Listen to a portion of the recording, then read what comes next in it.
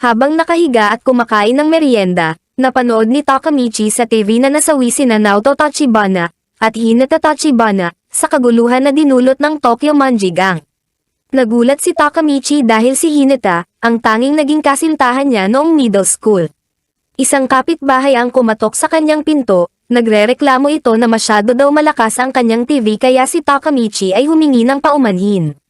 Sa trabaho, pinapagalitan si Takamichi ng kanyang manager dahil hindi niya ibinalik ang mga DVD sa stand kaya muli siyang humingi ng paumanhin. Pagkatapos nun habang naglalakad pa uwi ay ginulo siya ng mga batang bully, nilagyan nito ng gasgas ang isang kotse tapos biglang tumakbo para siya ang pagalitin ng may-ari. Dahil sa mga nangyari, habang nakatayo sa istasyon ng tren ay naitanong ni Takamichi sa sarili kung bakit ba siya laging humihingi ng paumanhin at sa kabila ng kanyang edad ay birhen pa rin siya. Pagdating ng tren ay may tumulak sa kanya sa riles, ilang sandali bago siya masagasaan ay naalala niya si Hinata. I remembered Hinata Tachibana. Pagkatapos ay naalala naman ni Takamichi noong second year pa lamang siya sa middle school, kung saan maganda pa ang buhay niya at merong kasintahan. Maya-maya pa nang muli siyang magkamalay ay nasa loob na siya ng tren at tinatawag ng kanyang mga dating kaibigan na sina Makoto, Yamagishi, Akon at Takuya. Habang naglalakad ay nakita niya ang sarili sa salamin at na-realize na mukha siyang tanga noong middle school. Sunod pagtingin niya sa kanyang telepono ay nakita niya ang ika-4 ng Hulyo taong 2005, na eksaktong 12 taon na ang nakalipas. Pumunta siya sa isang restaurant kasama ang kanyang mga kaibigan para kumain, pero si Takamichi ay fries lang ang in-order kasi wala na daw siyang pamasahe sa tren. Tapos biglang sinabi ng mga kaibigan niya na natutuwa sila dahil pinsan niya ang pinuno ng Shibuya 3rd Middle School, kaya hindi sila babanata ng mga 3rd year. Nagtataka si Takemichi kung ano ang ibig sabihin ng mga ito kaya ipinaliwanag ni Makoto na makikipagsuntukan sila sa mga second year ng Shibuya 3rd Middle School na kanilang kaaway. Habang naglalakad ay sobrang kinakabahan si Takamichi dahil 10 taon na siyang hindi nakikipagsuntukan. Were the guys I hung out with always so aggressive? Shit, I can't keep up! Nakarating sila sa Shibuya, pero wala silang nakitang mga second year, dahil doon ay naisip nila na iniiwasan sila ng mga ito. Nagsimulang alalahanin ni Takamichi kung ano ba ang mga nangyari noon, pero sa sandaling yon ay biglang dumating ang mga third year na pinamumunuan ni Masataka Kiyomizu. Ayon kay Masa ang lahat ng second year ay nasa isang field trip kaya sila na lang ang makikipagsuntukan. Dahil doon ay agad na binanggit ni Yamagishi ang pangalan ng pinsan ni Takamichi na si Masaru, pero tumawa lang ang isa sa mga third year, tapos mayabang nitong inutusan si Masaru na bumili ng mga inumin mula sa sarili nitong pera. Dito na naalala ni Takamichi ang katotohanan na si Masaru ay isa lamang bataan at nagsinungaling ito para lamang makapagpasikat sa kanya noon, pagkatapos nun ay nagsimula na silang banata ng mga third year. Bago umalis ay sinabi sa kanila ng mga third year na magiging sundalo na sila ng Tokyo Manji Gang. Naalala ni Takamichi na sa puntong ito nagsimula ang kanilang malaimpyernong mga araw, at ang dahilan kung bakit siya umalis sa bayan pagkatapos ng graduation, kaso hindi pa rin naging maganda ang kanyang buhay. That didn't go very well either. Can't you do anything? Telling me that my life has been nothing but utter shit! Habang naglalakad pa uwi, naalala ni Takamichi si Hinata, kaya iniwan niya ang kanyang mga kaibigan at pinuntahan ito para muling makita. Nang makita siyang puro sugat, pinagsabihan siya ni Hinata na itigil na ang pakikipag-away para sa mga walang kwentang bagay. It's alright. Napaiyak si Takamichi na muling makita si Hinata. Sinabi niya dito na gusto lang kitang makita tapos akma na sanang aalis pero pinigilan siya nito. Ayon kay Hinata ay gusto niyang sabihin sa kanya ni Takamichi ang mga nangyari. Pagkatapos ng maikling pag-uusap ay umalis si Takamichi na umiiyak. Bye-bye! See you at school tomorrow! Tumambay muna siya para mag-isip, pero nagambala ng ilang mga lalaking bully kaya binanatan niya ang mga ito. Nagawa niyang maitaboy ang mga bully kaya pinasalamatan siya ng bata. Binigyan ito ni Takamichi ng payo na maging mas kumpiyansa at huwag magpatalo para hindi mabuli. Nagpakilala ang batang lalaki bilang Naoto Tachibana, kaya na-realize ni Takamichi na ito ang nakababatang kapatid ni Hinata. Tinanong ito ni Takamichi kung mahal mo ba ang kapatid mong babae, na mula si Naoto tapos sumagot na hindi, kasi masyado daw mautos ang kanyang ate. Ganun pa man ay sinabihan ito ni Takamichi na alagaan mo ang iyong ate, sabay amin na mahal niya si Hinata.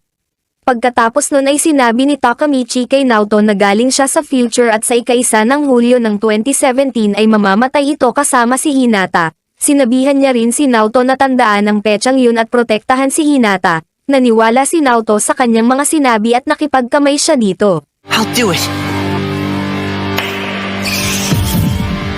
Pagkatapos nun ay nagising si Takamichi sa infirmary sa istasyon at nakita niya na ang date ay ika-4 ng Hulyo 2017.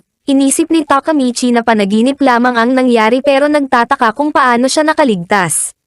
Nilapitan siya ng lalaking nagligtas sa kanya sa riles at nagulat siya nang malaman na ito ay si Naoto. Ayon kay Naoto ay binago ni Takamichi ang kanyang kapalaran kaya siya nabuhay. Sinunod niya rin ang sinabi ni Takamichi at naging pulis para maprotektahan ang kanyang ate. Sa kasamaang palad ay hindi siya nagtagumpay at namatay pa rin si Hinata. Dahil doon ay hinihiling ni Naoto kay Takamichi na tulungan siyang iligtas ang kanyang kapatid. You can save her. You want me? Umayag si Takamichi at ipinaliwanag sa kanya ni Naoto na may kakayahan siyang bumalik ng 12 taon sa nakaraan sa parehong araw. Pagkatapos nun ay 2 araw na hindi natulog si Takamichi para pag-aralan ang mga impormasyon tungkol sa Tokyo Manjigang. Ayon kay Naoto ang ilan sa mga impormasyon na kanyang ibinigay ay hindi alam ng media dahil nakuha ito ng isang undercover, na isang araw ay natagpuan na lang na wala ng buhay at may nakapasok na isang video recording sa mata, kung saan nakalagay ang video kung paano ito pinatay. Dahil hindi nakakabalik si Takamichi sa gusto nitong petsa, sinabihan na lang ito ni Naoto na kapag nakabalik sa nakaraan ay kilalanin ang 2 mataas na miyembro ng Tokyo Manjigang na si Manjiro Sano at Teita Kisaki. Ayon kay Naoto ay dapat pigilan ni Takamichi na magtagpo ang dalawa para hindi na mabuo ang kasalukuyang Tokyo Manjigang na siyang dahilan ng pagkamatay ni Hinata. Kaso hindi alam ni Takamichi kung paano siya babalik sa nakaraan. Sinabi ni Naoto na naniniwala siya na ang kamayan nila ang nagiging trigger ng time travel. Sinabi muna ni Naoto kay Takamichi na nagkita sina Sano at Kisaki noong Agosto, at dapat siyang manatiling malapit sa isa sa dalawa at pigilan itong magkita. Pagkatapos nun ay nagkamay na sila. Matagumpay na nakabalik sa nakaraan si Takamichi, kaso nasa gitna siya ng laban at pinagpupustahan ng mga tao. Hindi malaman ni Takamichi ang gagawin kaya nasuntok tuloy. What do you know? I really did go back and... Paggising ni Takamichi ay pinagalitan siya ni Masa dahil maaaring mawalan ng mananaya ang kanilang fight club sa kanyang walang kwentang pagkatalo. Inutusan ni Masa ang kanyang mga tauhan na turuan ng leksyon si Takamichi. Like a turtle and get your ass up! I'm trying to teach you a lesson here, you worthless piece! Pagkatapos mabugbog ng sobra ay naglakas ng loob si Takamichi na hilingin kay Masa na ipakilala siya kay Sano o Kisaki. Dahil doon ay lalong nagalit si Masa at pinakuha ang kanyang bat para muling banatan si Takamichi. I'm sorry. Maya-maya pa ay nagpasya na ang iba na pigilan si Masa bago pa nito mapatay si Takamichi. Bago umalis ay binalaan ni Masa si Takamichi na kapag muli niyang binanggit ang pangalan ni Sano ay papatayin siya nito. Sobrang natakot si Takamichi at na-realize na imposible niyang magawa ang misyon. Nagpasya si Takamichi na pumunta kay Naoto para makipagkamay at makabalik sa kasalukuyan, pero nakalimutan niya na doon din nakatira si Hinata at ito ang kanyang nakaharap. Nakita nito ang kanyang mga sugat at muling pinagsabihan. Ayon kay Hinata, kung lalaki lang siya ay siya na ang lalaban para protektahan si Takamichi, dahil doon ay nasabi ni Takamichi na paprotektahan din niya si Hina, na mula si Hinata at natuwa na tinawag siyang Hina ni Takamichi. Pero inasar pa rin ito si Takamichi na iyakin kasi palagi daw umiiyak. Pagkatapos nun habang naglalakad pa uwi, naisip ni Takamichi na hindi siya obligadong iligtas si Hinata, dahil sa kasalukuyan ay ilang taon na silang hindi nagkikita o nagkakausap, ganun pa man ngayon ay ayaw na niya itong mamatay. Same.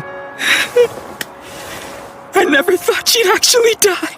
Kinabukasan, nagtipon silang magkakaibigan sa banyo para pag-usapan ang napapansin nila na mas nagiging madalas na ang mga laban. Nag-aalala rin sila na si Takuya ang lalaban sa araw na yun dahil medyo mahina ito at halos mamatay sa nakaraang laban. Gustong kunin ni Akon ang laban ni Takuya ngunit batid nila na hindi sila papayagan ni Masa, dahil doon ay wala na silang nagawa kundi ang magtiwala na kakayanin ni Takuya, matapos masaksihan ang pagmamalasakit ng kanyang mga kaibigan sa isa't isa, na-realize ni Takamichi na sobrang astig ng kanyang mga kaibigan.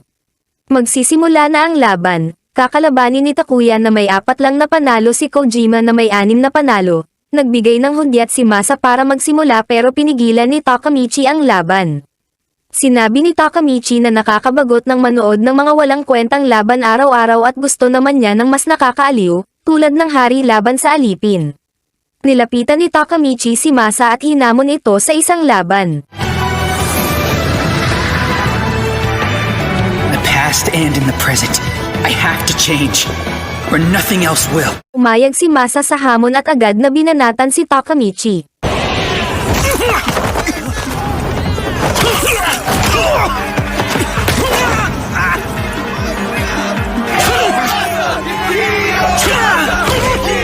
Sa puntong ito ay hindi na kinakaya ni Akon na manood kaya naghanda na ito ng patalim, pero napatigil ito nang makita na lumalaban pa rin si Takamichi. Ayon kay Takamichi ay heto na ang kanyang pagkakataon na gamutin ang kaduwagan niya, tapos malakas nitong isinigaw na meron siyang rason kung bakit hindi siya pwedeng matalo. Sunod ay sinabihan ni Takamichi si Masa na kung gusto mo akong matalo ay patayin mo ako. Nagalit si Masa at hiningi ang kanyang baseball bat para gawin ang sinabi ni Takamichi, pero hindi ito natuloy dahil dumating ang Vice Commander ng Tokyo Manji Gang na si Draken at kasama nito ang Commander na si Sano, na mas kilala bilang Mikey. Welcome, Master. Sinipa ni Draken si Masa dahil hindi yumuko ng maayos kay Mikey, habang si Mikey naman ay nilapitan si Takamichi at pinilit ito na maging kaibigan niya. Bago umalis ay binanatan nito si Masa. Okay then. Lumalabas na nagalit si Mikey kay Masa dahil sinisira nito ang reputasyon niya. Pagkatapos ng mga naganap ay sobrang nabilib kay Takamichi ang kanyang mga kaibigan dahil naging kaibigan niya ang commander ng Tokyo Manji Gang, kaso natatakot si Takamichi dahil inaasahan niya na mas grabe pa ang ipapagawa sa kanya ni Mikey kesa kay Masa. Ganun pa man ay nagpasalamat si Akon kay Takamichi dahil hindi na sila magiging alipin ni Masa simula sa araw na yon.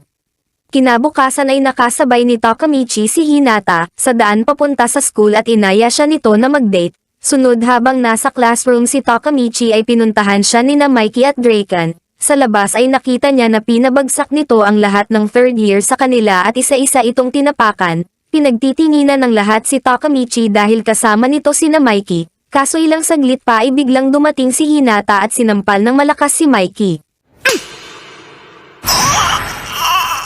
Pagkatapos ay kinuha nito si Takamichi pero agad na pinigilan ni Draken. Ganun pa man ay hindi pa rin natakot si Hinata at sinabi na paprotektahan niya si Takamichi. Dahil doon ay nagkaroon ng lakas ng loob si Takamichi na utusan si Draken na bitiwan ang kamay ni Hinata. Nagulat si Draken pero si Mikey ay lumapit at umatake. Ganun pa man ay bigla itong tumigil at sinabi na joke lang. Ayon kay Draken ay konti na lang ang lalaki na handang makipaglaban para sa babae, kaya okay sa kanya ang ginawa ni Takamichi. Pagkatapos nun ay humingi ng paumanhin si Hinata kay Mikey, dahil pinagkamalan niya itong bully, tinanggap ni Mikey ang paumanhin ni Hinata. Pinayagan na ni Hinata na sumama si Takamichi kay Mikey at Draken, habang nasa daan ay tinanong ni Takamichi si Mikey kung bakit ito nakipagkaibigan sa kanya. Sagot ni Mikey ay naaalala niya ang kanyang kuya kay Takamichi, na lumalaban rin sa mas malakas sa kanya kaya namatay. Pagkatapos nun ay tumambay sila sa gilid kung saan idineklara ni Mikey na gagawa siya ng makabagong panahon na mga gangster, inimbitahan nito si Takamichi na sumali bago umalis. Habang naglalakad pa uwi ay nakasalubong ni Takamichi si Kisaki. Huh? It's not like you get do-overs. I know. Nabukasan habang nakasakay sa tren, napag-usapan nila ang exam at nag-decide si Hinata na tulungan si Takamichi sa kanyang pag-aaral. Dahil doon ay nakapasok si Takamichi sa kwarto ni Hinata at tuwang-tuwa ito, dumating ang nanay ni Hinata para maghatid ng inumin at nagugustuhan nito si Takamichi para kay Hinata. Nahiya si Hinata, kaya pinaalis niya agad ang kanyang nanay. Habang nag-aaral ay nasabi ni Hinata na nagbago ang kanyang kapatid na si Naoto, simula nang makilala nito si Takamichi, dahil bigla itong nagka-interes na maging pulis sa kabila ng hindi pagiging close nito sa kanilang ama na pulis. Sinabi rin ni Hinata na nagbago si Takamichi dahil naging mas matured na ito. Sunod ay nagkaroon ng fireworks display sa labas kaya umakyat sila ng building para manood. Natuwa si Takamichi at gusto nitong hawakan ang kamay ni Hinata. Kaso kamay ni Naoto ang nahawakan nito, bumalik tuloy sa future. You've gotta be kidding me! Nagalit si Naoto nang malaman na aksidenteng nakabalik si Takamichi. Ganun pa man ay natuklasan ni Naoto na kung ilang araw na natili sa nakaraan si Takamichi, ay ganun rin ang lumilipad sa kasalukuyan. Bukod doon ay hindi nakakagalaw ang katawan ni Takamichi sa kasalukuyan sa tuwing bumabalik ito sa nakaraan. Pagkatapos nun ay sinabi ni Takamichi kay Naoto na mabait si Mikey, pero hindi ito naniwala sa kanya. Ganun pa man ay iminungkahi pa rin ni Takamichi na kausapin nila si Mikey. Pumayag si Naoto kaya humanap sila ng tao na pwedeng magbigay ng lokasyon ni Mikey at ang nahanap nila ay si Akon. Natuklasan nila na dapat nakulong si Akon sa pagsaksak kay Masa, pero nabago ni Takamichi ang kapalaran nito, kaya imbes na nakulong ay kasapi na si Akon ng Tokyo Manji Gang at may mataas na katungkulan. What's that smell? Oh, please, I warned you, didn't I? No human should ever live like this. Dahil doon ay pumunta sila sa dugyot na apartment ni Takamichi para humanap ng contact number ni Akon.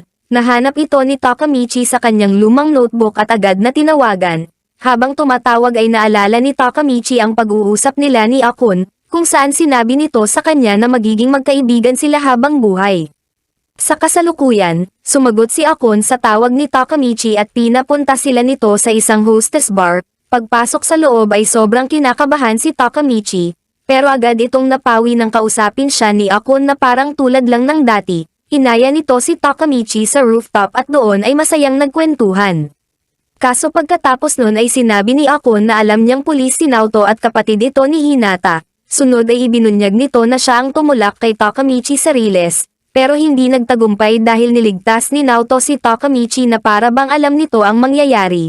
Dahil doon ay naisip ni Akon na may kakayahan si Takamichi mag-time travel. Ayaw maniwala ni Takamichi na tinulak siya ni Akon sa riles dahil kaibigan niya ito. Sinabi ni Akon na sundalo siya ni Kisaki, at ang lahat ay sumusunod dito dahil ilang taon na nilang hindi nakikita si Mikey. Ayon kay Akon ay nagbago si Mikey mula nang mamatay si Draken. Sunod ay hiniling ni Akon kay Takamichi na iligtas ang lahat bago tumalon sa ibaba ng building.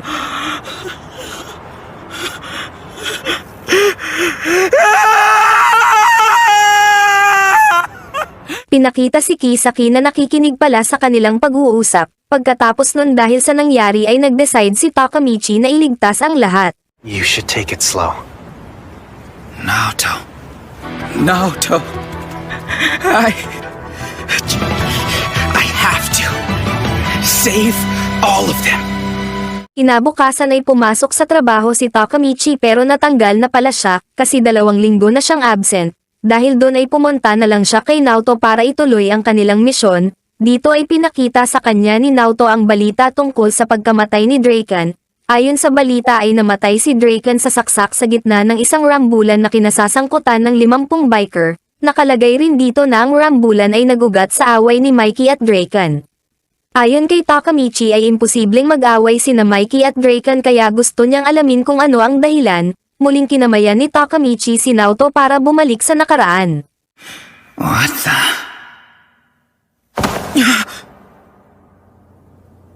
Pagbalik sa nakaraan ay nagulat si Takamichi dahil may nakapatong sa kanyang babae. Nagpanik si Takamichi at tumakbo pero nakasalubong niya si Hinata na nagagalit sa kanya kaya lalo siyang nagpanik. Ganun pa man ay nalaman niya na nagagalit pala ito dahil muling nagiba ang ugali ng bata niyang katawan nang bumalik siya sa future. Pagkatapos nun ay tinawagan siya ni Draken para papuntahin sa meeting ng Tokyo Manji Gang o Toman sa maikli. Sumama sa kanya si Hinata at pagdating doon ay muntik na siyang banatan, pero buti na lang ay sinaway ito ni Takashi na isa sa mga may mataas na katungkulan. Pagkatapos nun ay nilapitan sila ni Draken at ipinakilala nito sa kanila si Emma. Ang babaeng nakapatong kay Takamichi sa karaoke bar, binanggit ni Emma ang nangyari sa karaoke bar kaya nagalit si Hinata at binanata nito si Takamichi. I'm so sorry. Pag-alis ni Hinata ay sinabi ni Emma na ginamit niya lang si Takamichi para magselos si Draken. Matapos nun ay tinawag na ni Draken si Takamichi para sa pagsisimula ng meeting. Kaso habang nagsasalita si Mikey ay biglang sinipa si Takamichi ni Pachin at Peian. Lumalabas na sinisisi ng dalawa si Takamichi sa pagkakatanggal sa grupo ni Masa. Ganun pa man ayon kay Takashi ang tunay na dahilan ay ang pagpapatupad ni Masa ng Fight Club. Sinabi ni Draken kay Takamichi na pagpasensyahan na lamang si Pa dahil nakaaway ng best friend nito ang leader ng Mobius na si Ozanai, na nagresulta sa pagbanat dito ng Mobius. Ginahasa ang kasintahan sa harap nito at kinuha ang pera, tapos sinaktan ang pamilya. Tinanong ni Mikey si Pa kung nais nitong maghiganti. Sumagot si Pa ng oo kaya nagdeklara si Mikey ng gera laban sa gang ng Mobius sa 3 ng Agosto. August 3rd at the Musashi Festival! Habang nakahiga sa kama ay iniisip ni Takamichi kung paano niya paprotektahan si Draken. Kinabukasan ay nag-decide si Takamichi na maging bodyguard ni Draken, kaso hindi ito pumayag, dahil doon ay sinundan niya na lang ito. Nakita niya na nagalit si Mikey pero dahil lang pala sa kids meal na walang flag sa ibabaw, sunod ay si Draken naman ang nagalit pero dahil lang pala sa nakatulog si Mikey pagkatapos kumain, binuhat ito ni Draken hanggang sa hospital kung nasaan ang kasintahan ng best friend ni Pa, kaso inaway sila ng tatay ng babae na sinisisi sa mga gangster ang nangyari sa kanyang anak. Magagalit sana si Mikey pero pinigilan ito ni Draken, na natiling nakayuko ang dalawa hanggang sa umalis ang mga magulang ng babae. Ayon kay Draken ay hindi dapat nila hayaang madamay ang mga inosente sa kanilang laban, nasabi ni Mikey na mabait na tao si Draken at natutuwa siya na kasama niya ito. Sa puntong ito ay na-realize na ni Takamichi kung bakit nagbago si Mikey nang mawala si Draken. Draken is Mikey's heart. He compensates for what Mikey lacks. Paglabas ng hospital ay sinundo na ni Takashi si Mikey, habang si Draken naman ay naglakad na pauwi. Dito ay kinuwento na si Draken ay isang anak ng Pokpok at iniwan siya ng kanyang nanay noong 2 taong gulang pa lang siya. Lumaki siya sa lugar na maraming hostess bar at kinakatakutan siya ng mga estudyante sa kanyang school. Nagpalagay siya ng tato sa ulo noong grade 5 pa lamang siya.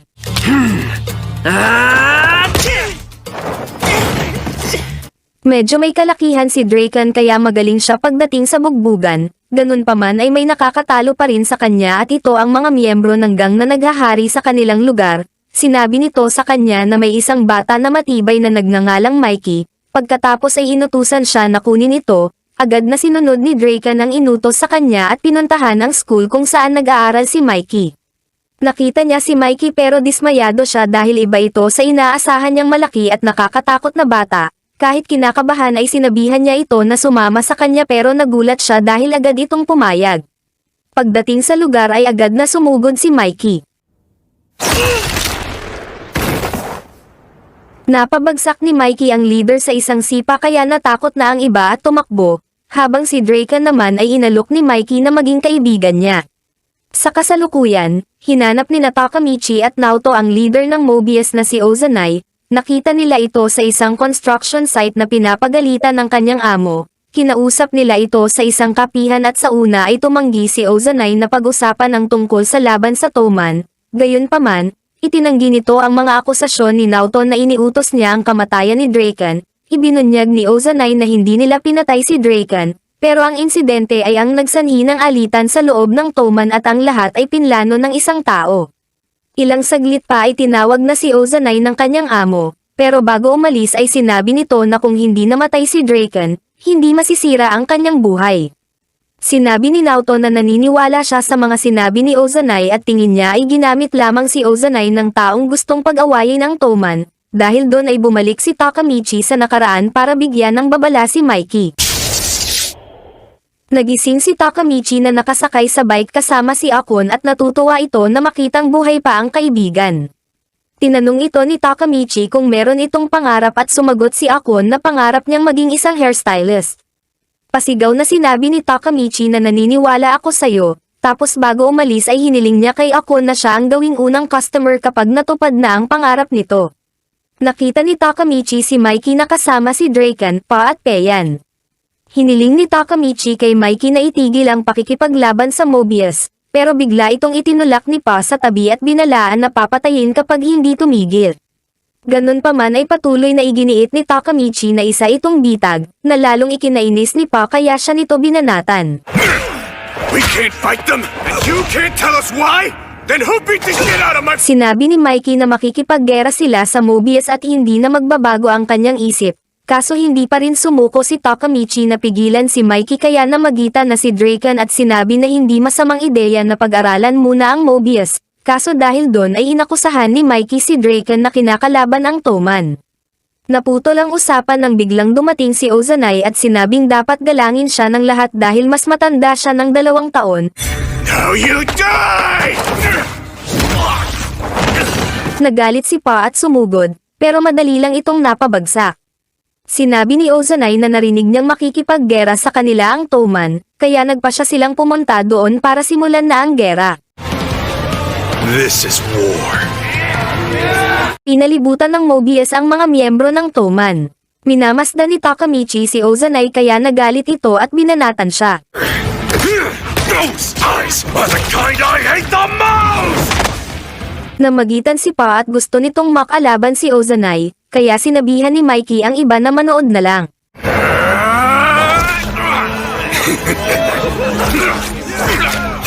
Ilang saglit pa ay natatalo na sa laban si Pa kaya gusto na itong tulungan ni Payan pero pinigilan ito ni Mikey, dahil doon ay nagpatuloy lang si Ozanai sa pagbanat kay Pa.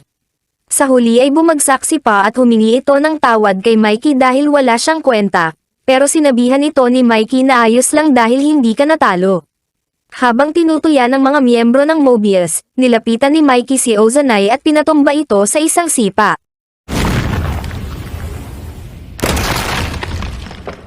Pagkatapos ay sinabi ni Mikey na hanggat naroon siya ay walang sino man sa Toman ang matatalo.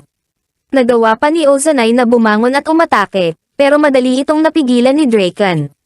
Ayon kay Draken, natalo si Ozanai dahil umalis ito sa delinkwenteng landas sa panggagahasa ng babae, at pananakit ng mga magulang. Sunod ay idineklara ni Draken na ang Mobius ay nasa ilalim na ng Tokyo Manjigang.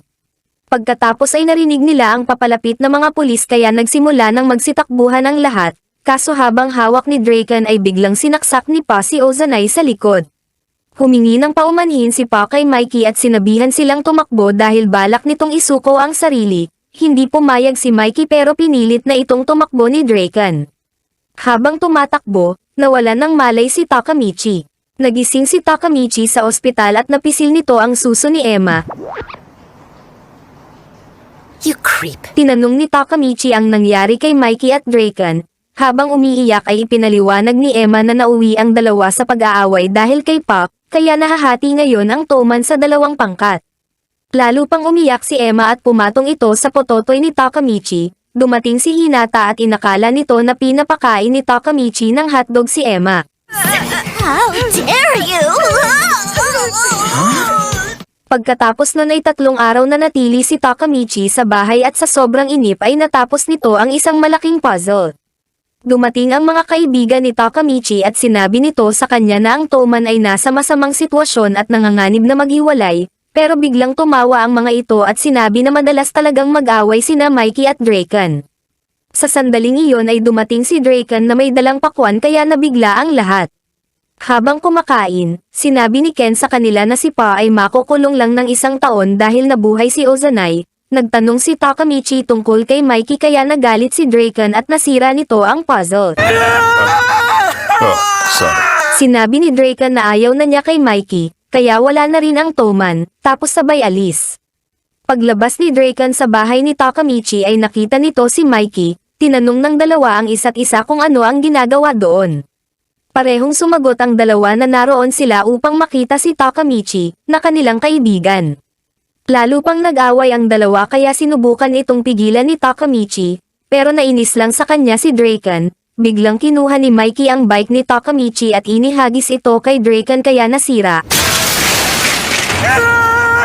My childhood memories destroyed! Nagalit si Draken at binali naman ang bat na mahalaga kay Takamichi. Stop, Mikey!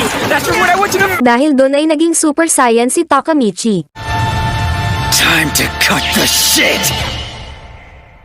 Nagalit si Takamichi at sinalakay si Mikey, kaso nakaiwas si Mikey kaya nahulog si Takamichi sa basurahan. Ganun pa man ay muli itong bumangon at si Draken naman ang pinuntirya. Humingi ng tawad si Draken at sinabihan si Takamichi na kumalma. Sinabihan ni Takamichi ang dalawa na isipin ang mga taong maaapektuhan ng kanilang away, tulad na lamang ng Toma na maghihiwalay dahil sa kanila. Pagkatapos magdrama ni Takamichi ay ipinaalam dito ni Mikey na may tae ito sa ulo, sabay takbo palayo kasama si Draken para hindi sila malagyan ng tae. Nagtakbuhan din ang mga kaibigan ni Takamichi.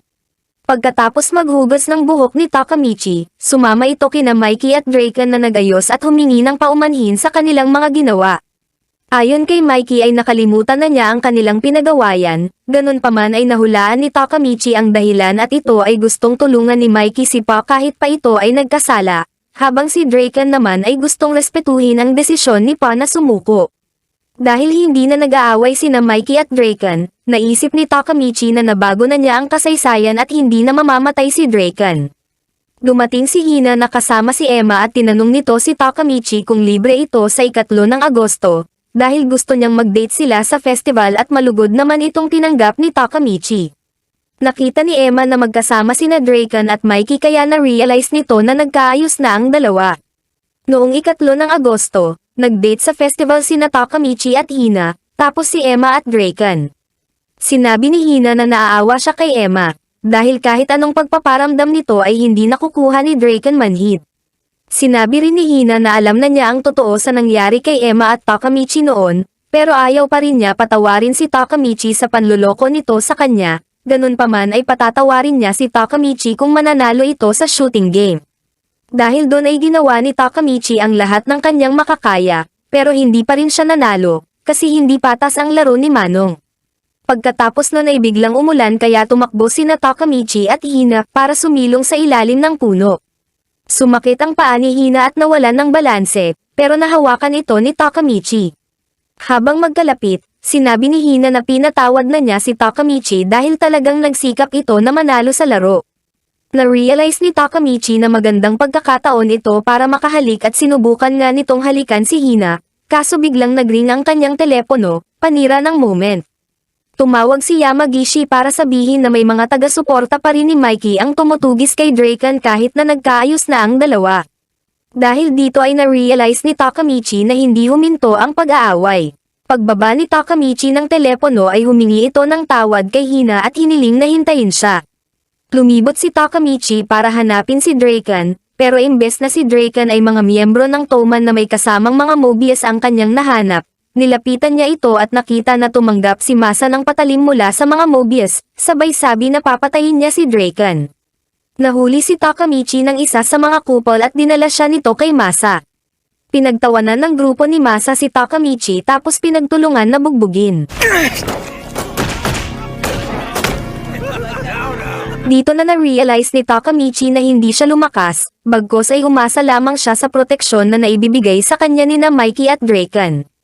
Matapos bugbugin si Takamichi ay tinali ito ni Masa gamit ang duct tape tapos iniwan ito sa gitna ng ulan. Makalipas ang ilang sandali, nakita ni Hina na nakatali si Takamichi at tinanggal niya ang duct tape nito sa bibig. Umiyak si Takamichi at sinabi na sinubukan niya ang lahat ng kanyang makakaya, pero sa huli ay wala pa rin siyang nailigtas na kahit sino. Kung tulad lang sana siya ni Mikey o Draken ay maaari niyang talunin ang mga ito, pero bilang siya na walang kwenta ay wala siyang magagawa. Pagkatapos nun ay biglang hinagkan ni Hina si Takamichi.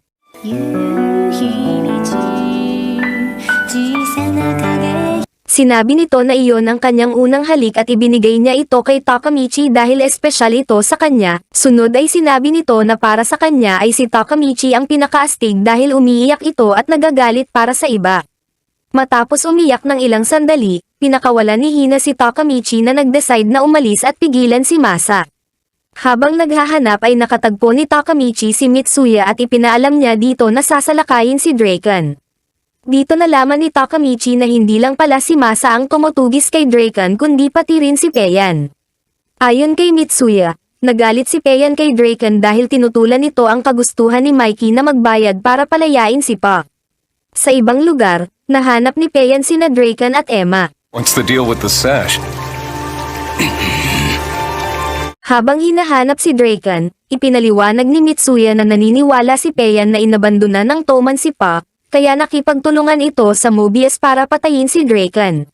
Samantala, Alam ni Draken na may sama ng loob sa kanya si Payan kaya inaya niya ito ng bugbugan para matapos na, kaso biglang inatake ng isang miyembro ng Mobius si Draken mula sa likuran. Naalala ni Takamichi na nasabi ni Naoto na nangyari sa parking lot ang insidente ni Draken at agad na pumunta sa parking lot.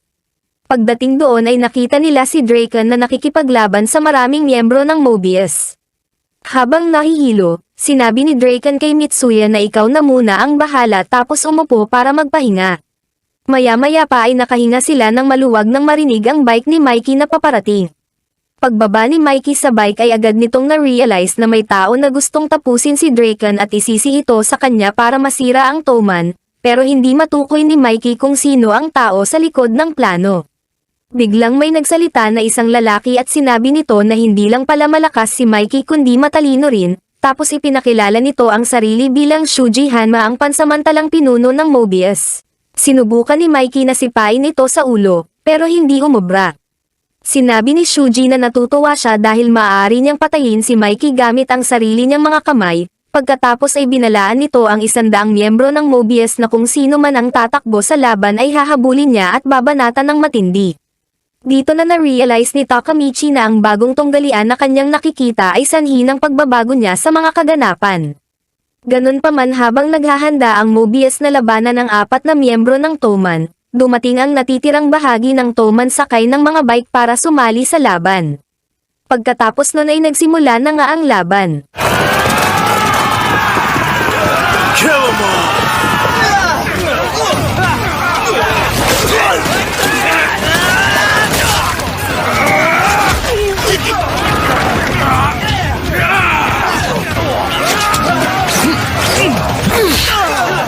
Sa kasagsagan ng laban, lumibot si Takamichi para hanapin si Draken at protektahan ito mula kay Masa.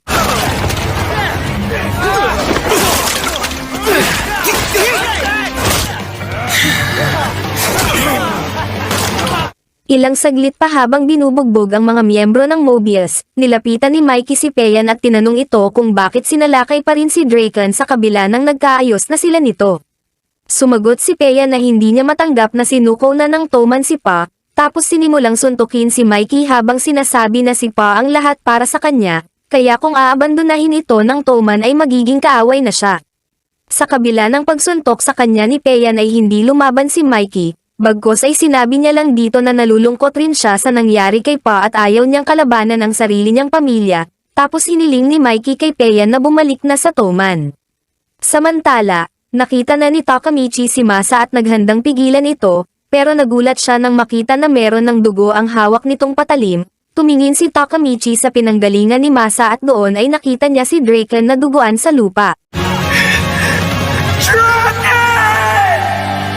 Ilapitan ni Takamichi ang duguan na si Draken, at ipinaalam niya ito kay Mikey. Lalapit sana si Mikey pero napigilan ito ni Shuji. Dahil sa nangyari ay sinabihan na lang ni Mikey si Takamichi na alagaan si Draken, tapos nagpatuloy sa pakikipaglaban kay Shuji. Samantala, inilagay ni Takamichi si Draken sa kanyang likod at sinubukan itong dalhin sa ospital, hinabol ito ni Hina at Emma at sinabi na tumawag na sila ng ambulansya. Kaso habang naghihintay ng ambulansya, nakita ni Takamichi si Masa at ang mga barkada nito na papalapit. He doing here? Habang hindi makagalaw sa takot si Takamichi, nagising si Draken at nagpasalamat sa kanya, tapos sinabi na kunin na niya si Hina at Emma at tumakbo. Matapos marinig ang sinabi ni Draken, na-realize ni Takamichi na nawala ang lahat sa kanya dahil tumakas siya noon, ayaw na ni Takamichi na maulit ang ganong pangyayari kaya nag-decide siya na wag nang sayangin ang kanyang pangalawang pagkakataon. Lumapit siya sa harap ni Masa at sinabi na hindi na siya tatakbo, bagkos ay kukunin na niya ang kanyang paghihiganti. My revenge. Sinabi ni Takamichi kay Masa na hindi pa nila natapos ang kanilang one-on-one dahil hindi pa siya natalo. Nainis si Masa sa mga sinabi ni Takamichi, pero mas lalo pa itong nainis nang sabihin ni Draken na mananalo si Takamichi. Dahil sa mga narinig ay lumakas ang loob ni Takamichi at inatake si Masa, kaso nasaksak ito ni Masa sa palad. Well then, I thought I killed you before, but look how long. Sinabi ni Masa kay Takamichi na hindi ito one-on-one kundi isang bitay. Ganun pa man ay pinilit ni Takamichi na bunutin ang patalim sa kanyang palad at muling lumaban. Naalala ni Takamichi ang panahon na sinabi niya na sasakupan niya ang Japan at siya ay magiging pinakamaangas na gangster. Gayunpaman ang pangarap na yun ay nasira ni Masa. I just didn't have it in me.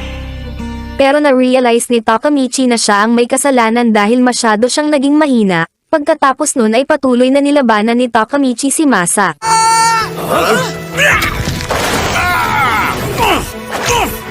I don't care if I'm a disgrace, because I'm Takemichi Hanagaki! I'm not about to give up on this. I'm not.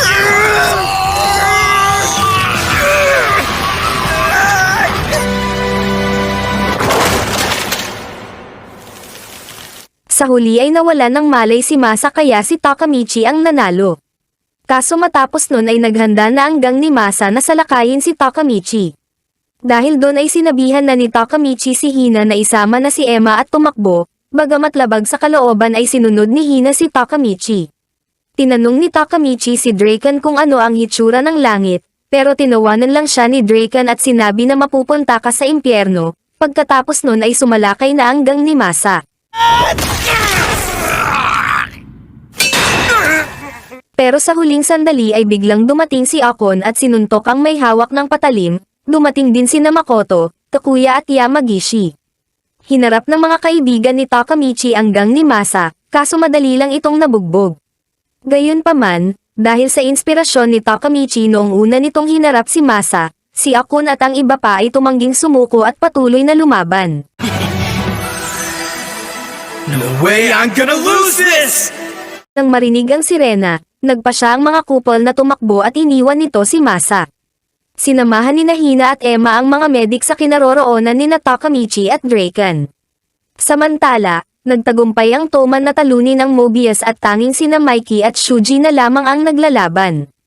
Maya-maya pa ay dumating ang isang lalaki para kunin si Shuji. Bago umalis ay sinabi ni Shuji kay Mikey na masasaksihan mo ang paglikha sa pinakamasamang alyansa ng biker gang sa rehiyon ng Kanto, tapos muling ipinakilala ang kanyang sarili bilang unang vice commander ng Valhalla.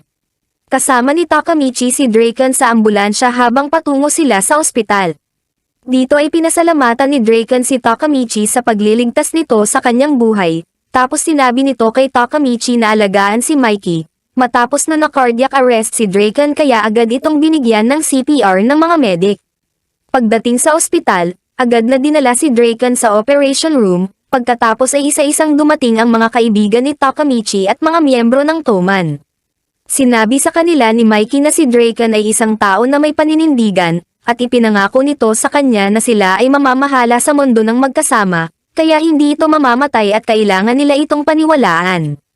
Nang matapos ang operasyon, lumabas ang mga doktor at ipinaalam sa grupo na matagumpay ang operasyon at ligtas na si Draken.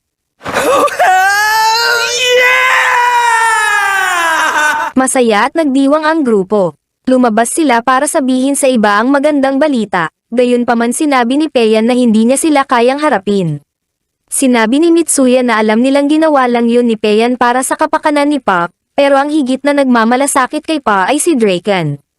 Ayon kay Mitsuya ay araw-araw na sumasama si Draken sa mga magulang ni Pa para dumalaw sa kulungan, kahit pa hindi ito pinapayagang makita si Pa dahil hindi naman ito kamag-anak. Matapos marinig ang sinabi ni Mitsuya, pumayag si Peian na humingi ng tawad sa lahat. Paglabas ng ospital, na-realize ni Takamichi na madaling araw na at ika-4 na ng Agosto, na nangangahulugang hindi namatay si Draken noong 3 ng Agosto at tagumpay ang kanyang misyon. Habang ipinagdiriwang ng mga miyembro ng Toman ang pagkaligtas ni Draken, napansin ni Takamichi na nawawala si Mikey kaya hinanap niya ito. Nadatnan niya itong nag-iisa sa isang sulok na umiiyak dahil sa kaluwagan na si Draken ay nabuhay, nagpa siya si Takamichi na wag itong istorbohin.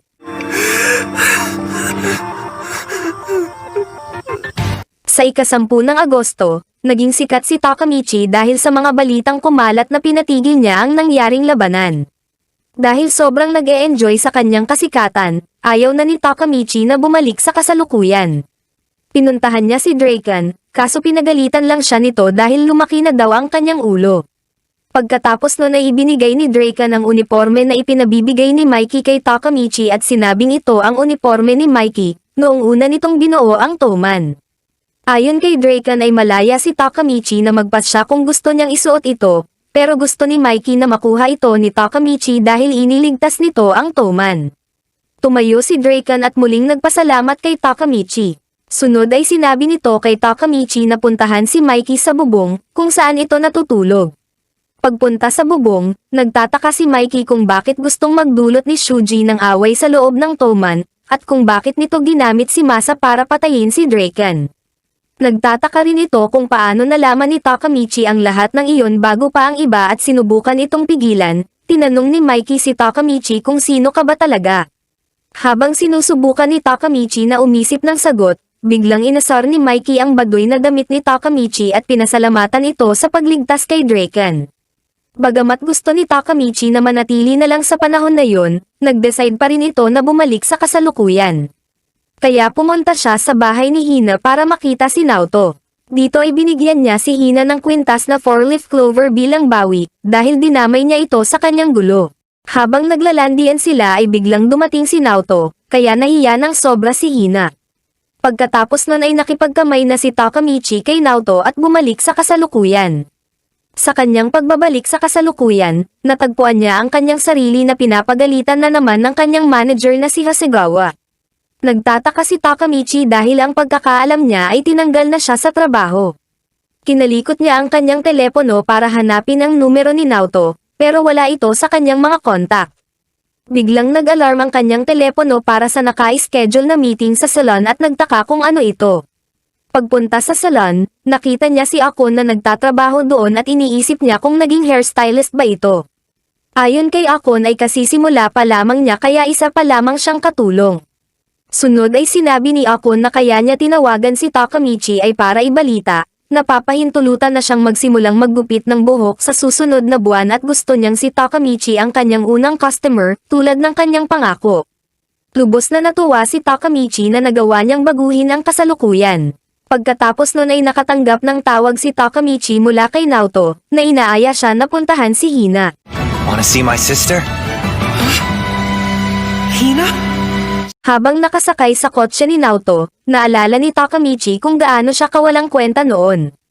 Ganun pa man ay tuwang-tuwang iniisip ni Takamichi ang tungkol sa pakikipagkita kay Hina, habang sinabi naman ni Naoto sa kanya na ang insidenteng pumatay kay Hina, ang Toman dispute, ay hindi nangyari sa kasalukuyang hinaharap. Pagdating sa apartment ni Hina, iniisip ni Takamichi kung si Hina ay nagbago, sinagot siya ni Naoto ng oo. Si Hina ay nagbago at ito ay nasa tamang gulang na at isang guro sa elementarya. Na-imagine ni Takamichi na kinikilig pa rin sa kanya si Hina, pero agad ring nagising sa katotohanan na baka hindi na siya gusto nito. Biglang kinabahan si Takamichi kaya sinabi nito kay Naoto na hindi na siya tutuloy, dahil ayon kay Takamichi ay hindi naman alam ni Hina na niligtas niya ang buhay nito kaya estranghero na sila ngayon sa isa't isa. Naiinis si Takamichi dahil kahit nagpakahirap siya na baguhin ang hinaharap ay wala pa ring nagbago sa kanya, tulad pa rin siya ng dati na 26 na taong gulang na birhen at part-timer o sa madaling salita ay loser. Habang naghahanda na siyang bumalik sa kanyang buhay, nakasalubong niya ang dalagang Hinata. Oh, I'm sorry, Kimichi?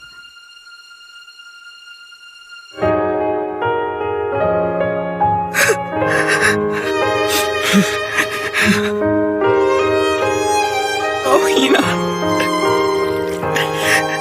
You're alive. No, nothing's happened. I'm fine. Don't crap the tear. Kaso pagdating sa apartment ni Hina, sa kabila ng kanilang pagiging close noon, si Hina at Takamichi ay nakaupo lang at nagkakahiyaan. Hindi na makayanan ni Naoto ang nakakahiyang sitwasyon kaya nagpa siya na itong umalis, pero desperadong pinakiusapan siya ni Takamichi na manatili, dahil labis itong kinakabahan. Natawa si Hina sa reaksyon ni Takamichi at nasabing hindi ito nagbago, habang napansin naman ni Takamichi ang kwintas na 4-leaf clover na suot ni Hina. Nag-decide si Naoto na dalhin ang dalawa sa ibang lugar para mag-iba ang sitwasyon, pero wala pa rin nagbago. Dito ay iniisip ni Takamichi, kung ang kwintas na suot ni Hina ay ang kwintas na ibinigay niya 12 taon na ang nakararaan, at kung mahal pa rin siya ni Hina. Hanggang sa si Naoto ay tinawagan ng pulis para sa backup. Nagpa siya itong iwan ang kanyang sasakyan kay Hina at balikan na lamang ito bukas. Naisip ni Takamichi na nawalan na siya ng pagkakataon dahil ngayon ay hindi na niya alam ang sasabihin. Nag-decide si Hina na ihinto ang sasakyan sa isang paradahan ng kotse, at hiniling kay Takamichi na sumama sa kanya. Dito ay sinabi ni Hina kay Takamichi na ang parke ay nagbabalik ng mga alaala, lalo na ang alaala na kasama niya ang taong mahal niya noong bisperas ng Pasko. Nang marinig ito, naisip ni Takamichi na nakamove on na si Hina at nainis sa pagiging tanga niya. Ganun pa man ay biglang sinabi ni Hina na hindi pa rin niya nakakalimutan ang taong nakasama niya at nakipaghiwalay sa kanya noong bisperas ng Pasko. Pagkatapos habang umiiyak ay tinanong nito si Takamichi kung bakit mo ako hiniwalayan. Dito na na-realize ni Takamichi na siya ang taong tinutukoy ni Hina. Kaso dahil sa labis na pagkagulat sa nalaman, nagmamadaling pumunta si Takamichi sa banyo. Nalilito ito dahil ang kanyang mga alaala ay hindi nakaayon sa sinasabi ni Hina. Ganun pa man dahil sa nalaman na mahal pa rin siya ni Hina ay pinilit niya ang sarili na magbago, tapos nag-decide na yayain si Hina sa isang date. Paglabas niya ng banyo ay nakasalubong niya ang isang lalaki, na nagulat, at nagsalita ng nakakapanghinayang dahil inaasahan ko pa naman na sabay ko na kayong maliligpit. Bagamat nalilito, nang makita ni Takamichi ang mga tato sa kamay ng lalaki, na-realize nito na ang lalaki ay si Shuji, at bigla siyang kinabahan. Dahil doon ay nagmamadaling pumunta si Takamichi sa kotse ni Naoto, kung saan nakaupo si Hina, pero nang malapit na siya sa kotse ay bigla itong binangga ng isa pang kotse.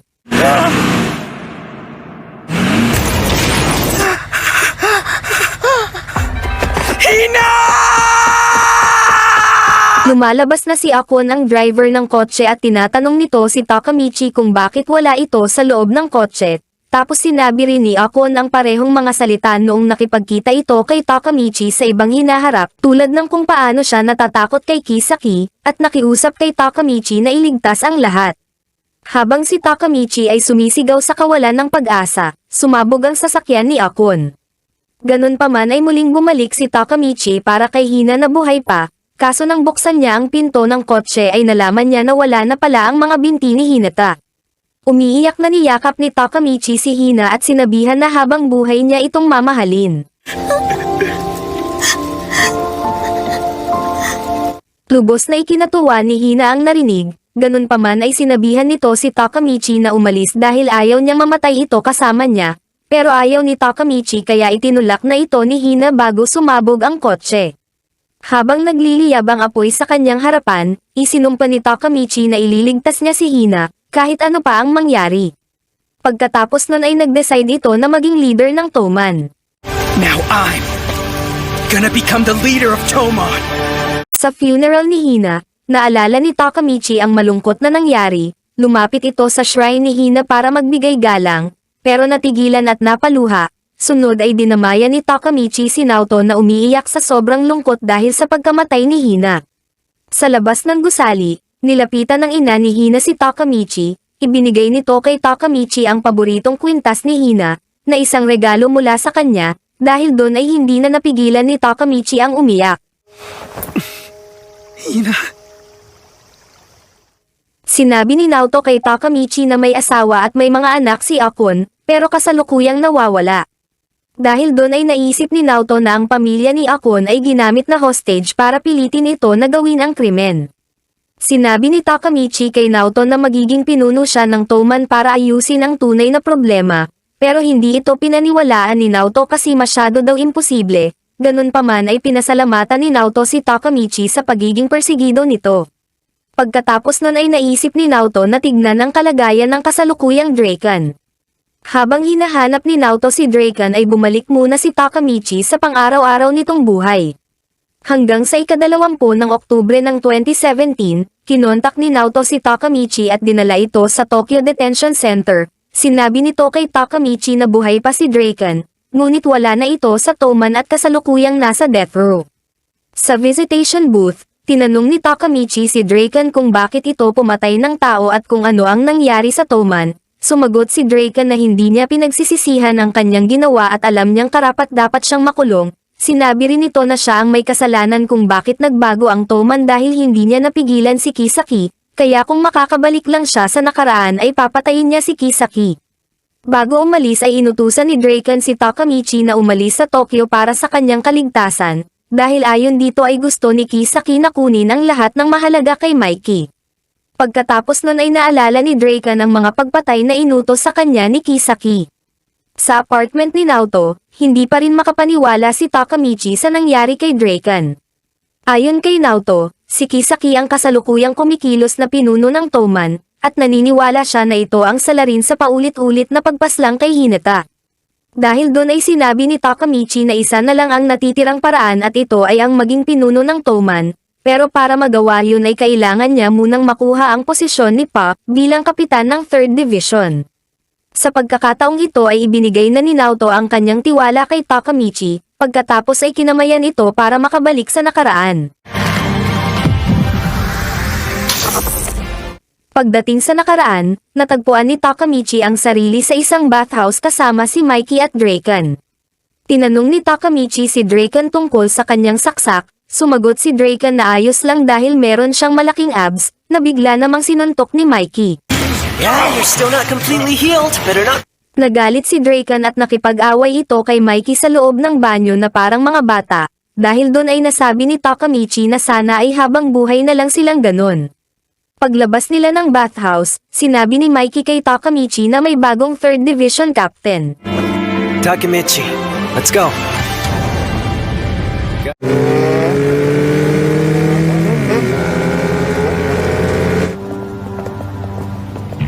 Sa pagtitipon, inanunsyo ni Draken na pipili sila ng bagong 3rd Division Captain. Pagkatapos nun ay tinawag na ni Mikey sa unahan ang bagong kapitan. Pagpunta ng bagong kapitan sa unahan ay umupo ito nang nakatalikod kay Mikey, kaya sobrang nagalit ang iba pang miyembro. Inanunsyo ng lalaki ang pangalan ng bagong kapitan ng 3rd Division at ito ay si Kisaki. Biglang naalala ni Takamichi ang mga taong naapektuhan ni Kisaki sa hinaharap, habang nakilala naman ng ilan sa mga miyembro na dating kasapi ng Mobius si Kisaki, kaya binatikos nila ito. Ganun pa man ay pinatahimik ni Draken ang lahat. Pagkatapos ay ipinaliwanag ni Mikey na haharapin nila ang Valhalla at para matalo ito ay kailangang lumaki ang Toman. Dahil sa magkahalong kaba at puot na nararamdaman ni Takamichi, hindi na nito napigilan na suntukin sa mukha si Kisaki. Pinagalitan ni Draken si Takamichi sa panggugulo sa seremonya, lalo na't hindi pa ito bahagi ng Toman. Nagalit din ang ibang mga kapitan dahil sa hindi paggalang ni Takamichi sa desisyon ni Mikey. Habang iniisip kung ano ang gagawin, humakbang si Baji at inatake si Takamichi, agad itong pinigilan ni Mitsuya. Tinanong ni Mikey si Baji kung ano ang ginagawa nito doon, dahil hindi ito pinapayagang pumunta sa kanilang mga pagpupulong.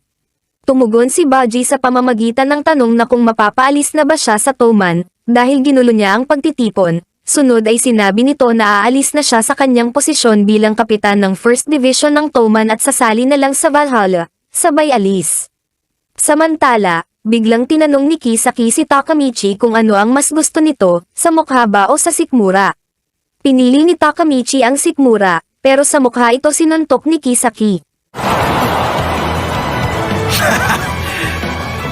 Paggising ni Takamichi ay nasa tabi na niya si Mikey. Na-realize ni Mikey na hindi gusto ni Takamichi si Kisaki, tapos sinabi na mahirap ang magpalaki ng isang organisasyon, dahil kapag nagdadala siya ng bagong alagad ay may umaalis na luma.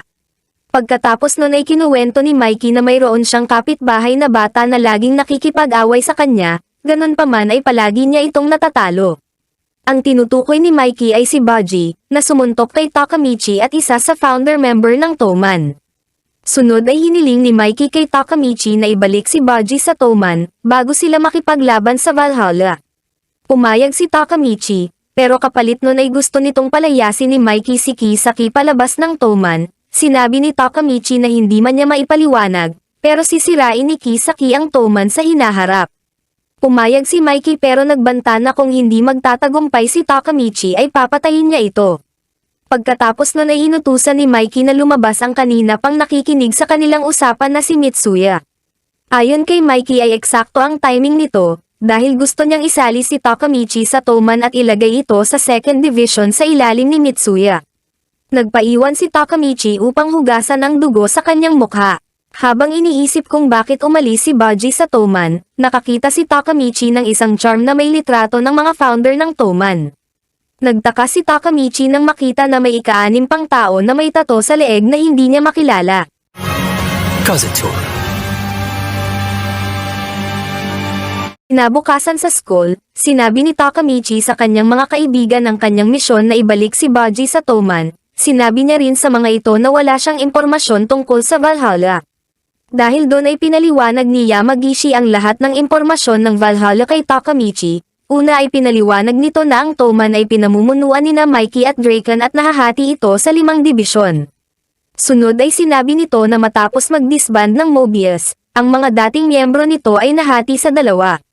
Ang iba ay sumama kay Kisaki na pangalawang leader ng Mobius, kaya sa kasalukuyan ay ito ang kapitan ng Toman na may pinakamaraming miyembro. Tapos ang iba naman ay sumama kay Shuji at nakipagsanib puwersa sa mga anti-Toman para mabuo ang Valhalla. Gayunpaman si Shuji ay gumaganap lamang na commander at walang nakakaalam kung sino ang tunay na commander, kaya ang Valhalla ay tinatawag na anghel na walang ulo. Pagkatapos nun ay sinabi ni Yamagishi na may ikatlong leader pa ang Valhalla at ito ay si Kazutora Hanamiya, na biglang pumasok sa kanilang silid upang hanapin si Takamichi. Sinubukan itong takutin ni Makoto, buti na lang ay nakilala ito ni Yamagishi dahil sa tato at agad na pinigilan si Makoto. Masayang niyakap ni Kazutora si Takamichi at kinuha ito para dalhin sa hideout ng Valhalla. Paglabas ng silid-aralan ay nakita ni Takamichi ang 2 lalaki na parehong may bali ang paa.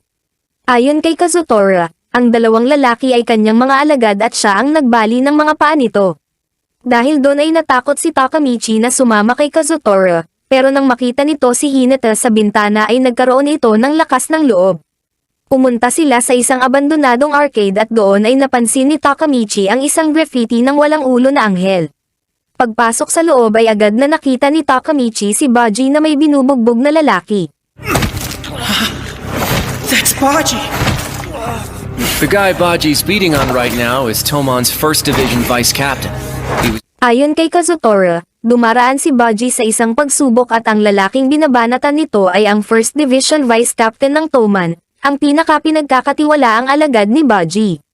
Nang matapos si Baji ay tinanong nito si Shuji kung sapat na ang kanyang ginawa, pero hindi ito sumagot, sa halip ay tinawag lang nito si Kazutora, na biglang ipinakilala si Takamichi sa lahat bilang ang bagong miyembro ng Toman.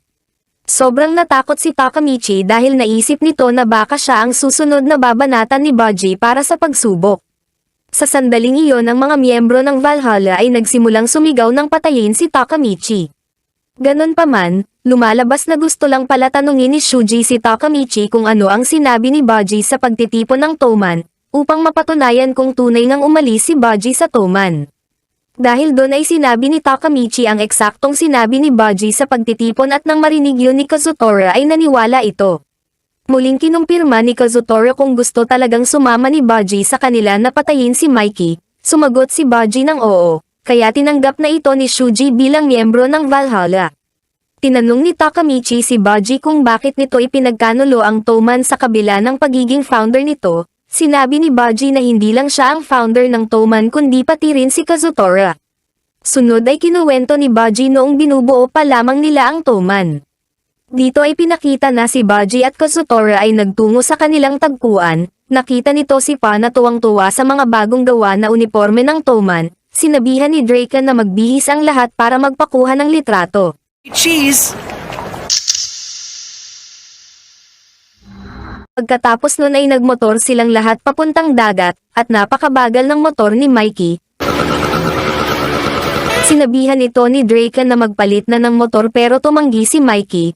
Habang nakahinto ay nadaanan sila ng mga kupol na gangster sa lugar.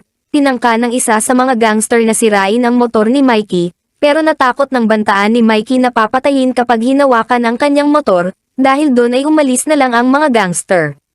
Matapos nun ay nagpatuloy na sila sa paglalakbay, kaso sa kalagitnaan ng daan ay bigla silang huminto dahil naubusan ng gas si Mikey. Si Baji ang nautusan na magtulak ng motor ni Mikey papuntang gas station, habang ang iba ay dumiretso na sa beach at nagsaya. We're at the beach! these bitches! Kaso habang tinutulak ni Budgie ang motor ni Mikey ay nadaanan ito ng mga gangster. Binanata ng mga ito si Budgie at muling tinangkang sirain ang motor ni Mikey, pero pinrotektahan ito ni Budgie.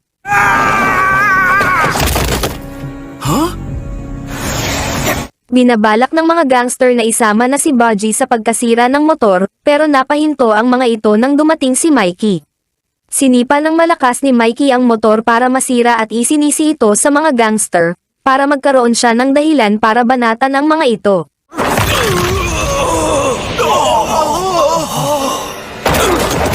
Even back then, Mikey was an invincible badass. Isang araw ay magkasamang umalis sina Budgie at Kazutora. Sinabi ni Kazutora kay Budgie na maghahanap sila ng regalo para sa nalalapit na kaarawan ni Mikey. Huminto sila sa isang tindahan ng motor at doon sinabi ni Kazutora na magnanakaw sila ng motor para kay Mikey. Nagdadalawang isip si Budgie dahil ayaw nitong magnakaw, ganun pa man ay nagawa itong makumbinse ni Kazutora. Pagsara ng tindahan ay nagsimula na silang kumilos, at nang makapasok sila sa loob ay agad nilang pinuntirya ang motor na matagal ng pangarap ni Mikey. Nagawa nilang matanggal ang kadena ng motor at umalis muna si Kazutora para buksan ang daanan, kaso habang wala si Kazutora ay biglang dumating ang may-ari at nakilala nito si Budgie. Are you Keisuke? Lumalabas na ang may-ari ng tindahan ay ang nakatatandang kapatid ni Mikey na si Shinichiro. Kaso habang kinakausap ni Budgie si Shinichiro ay bigla itong hinambalos ni Kazutora sa ulo. Tumigil na ang paghinga ni Shinichiro kaya hindi na malaman ni Budgie at Kazutora ang gagawin. We have to get him help! My God, if I'd known... Sinubukan na tumawag ng ambulansya ni Budgie pero hindi natuloy dahil dumating na ang mga pulis, habang si Kazutora naman ay tuluyan ng nasiraan ng ulo at naisip na kasalanan ni Mikey ang lahat. Habang inaaresto ng mga pulis ang dalawa ay dumating si Mikey. I'm so sorry. Sa kasalukuyan, tinanggap na ni Shuji si Budgie bilang miyembro ng Valhalla, tapos inutusan nito si Takamichi na sabihin kay Mikey, na isang linggo mula sa araw na yun ay magaganap ang kanilang laban.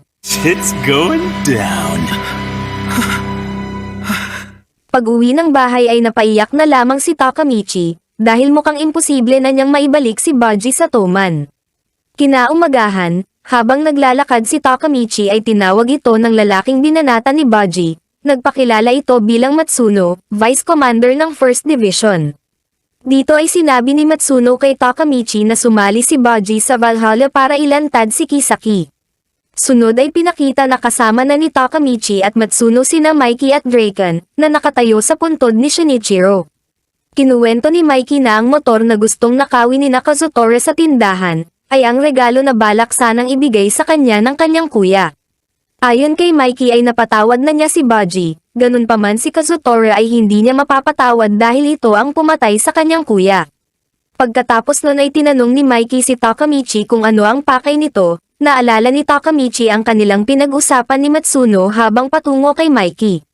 Dito ay humihingi ng tulong si Matsuno kay Takamichi na imbestigahan si Kisaki sa loob ng Toman, para matulungan niya si Budgie, na nasa loob naman ng Valhalla nag-iimbestiga.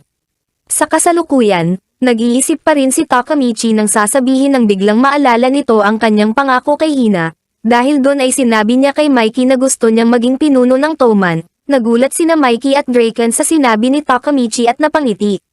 Habang nasa daan, nakipagkasundo si Matsuno kay Takamichi na tutulungan siyang maging pinuno ng Toman, pero bilang kapalit ay tutulungan niya rin ito kay Kisaki. Tinanggap ni Takamichi ang kasunduan kaya sinamahan niya si Matsuno na mag-imbestiga. Pinuntahan nila si Ozanai sa trabaho nito, para tanungin tungkol kay Kisaki. Kinuwento ni Ozanai na nilapitan siya ni Kisaki at inalok na tutulungan na sakupin ang buong Tokyo. Pumayag siya at sa loob lamang ng isang taon ay naging commander siya na pinamumunuan ng buong Shinjuku. Ganun pa man matapos ng naging away niya sa Toman ay na-realize niyang ginamit lang siya ni Kisaki, dahil isinisi nito sa kanya ang lahat ng nangyari. Tapos lumapit ito kay Mikey at nagpanggap na ayaw sa kanyang pamamalakad kaya sasali na lamang ito sa Toman. Bukod doon ay inabandona na siya nito at pinalitan ni Shuji, Pagkatapos nun ay nasaksihan ni Takamichi at Matsuno kung gaano katindi ang takot ni Ozanai kay Kisaki. Dahil sa mga nalaman kay Ozanai ay na-realize ni Matsuno at Takamichi na ang tunay na leader ng Valhalla ay si Kisaki. Pagkatapos nun ay bumalik sa future si Takamichi at muling pinuntahan si Draken kasama si Naoto. Tinanong niya si Draken tungkol sa leader ng Valhalla, pero ang tinuro nito ay si Mikey. Ayon dito sa araw ng laban ay natalo ang Toman sa Valhalla, kaya magmula noon ay naging parte na ng Valhalla ang Toman. Tinanong ni Takamichi si Draken kung paano natalo ang Toman. Sumagot si Draken na natalo ang Toman dahil pinatay ni Mikey si Kazutora.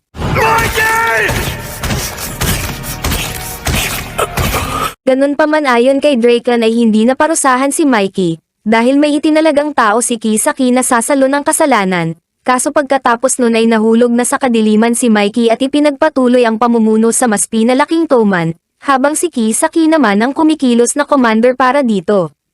Nabanggit rin ni Draken na pinatay ni Kazutora si Baji kaya napilitan si Mikey na patayin ito. Pagkatapos makausap si Draken, ayaw pa rin maniwala ni Takamichi na pumatay si Mikey. Ganun pa man ay napipilitan siyang maniwala dahil may mga alaala na biglang pumapasok sa kanyang utak na tugma sa sinasabi ni Draken. Pagbalik sa apartment ni Naoto, naisip nila na nagugat ang lahat sa pagkamatay ni Baji, kaya naman sinabi ni Naoto kay Takamichi na ang bagong misyon nito ay pigilang mamatay si Baji. Pagkatapos nun ay bumalik na sa nakaraan si Takamichi. Mikey and Baji. Pagdating sa nakaraan, nagising si Takamichi na kasama si Hina. Ilang saglit pa ay muling lumabas si Hina sa pintuan at may ibinigay na regalo. Binuksan ni Takamichi ang regalo at nakita na isa rin itong 4-leaf clover. Dahil doon ay nalungkot si Takamichi at napaluha, pinasalamatan niya si Hina at nagulat ito, kasi daw bumalik na naman siya sa pagiging matured. Sa kung saan, nakipagkita si Draken kay Kazutora para kumbinsihin ito na itigil ang laban, kaso hindi ito pumayag at sa halip ay sinabi pa na dudurugin nila ang Toman.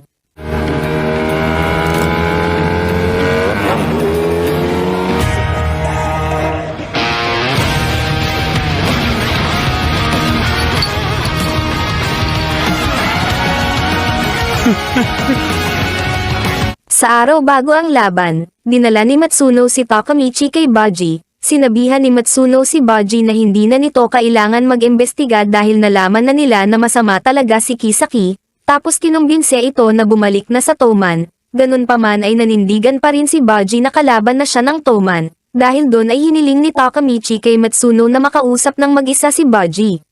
Sinabihan ni Takamichi si Baji na sikaping makaligtas sa gaganaping laban, para sa kapakanan ni Mikey. Bago umalis, sinabi ni Baji kay Takamichi na sabihin kay Mikey na papatayin niya ito. Pagkatapos nun ay dumiretso si Takamichi kay Mikey para humingi ng tawad dahil hindi niya naibalik si Baji sa Toman. Ganun pa man ay sinabi ni Mikey na hindi kasalanan ni Takamichi kung ayaw bumalik ni Baji, at kung naging traidor na ito sa Toman.